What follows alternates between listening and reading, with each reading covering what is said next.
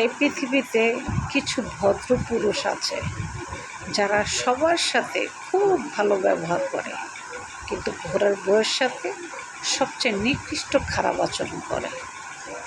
এটা হচ্ছে ভদ্রলোকের ভদ্র ব্যবহার।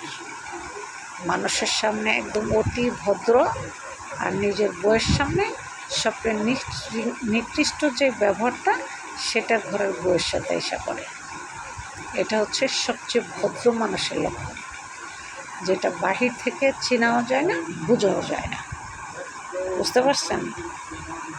সবসময় একটা কথা মনে রাখবেন, ঘরের বউর সাথে খারাপ আচরণ করবেন তো আপনার আখেরাতও শেষ, এ দুনিয়াও শেষ। আপনি কোনো দিনই সুখী হতে পারবেন না।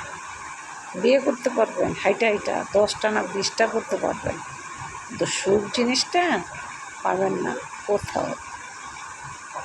এটাই বাস্তব।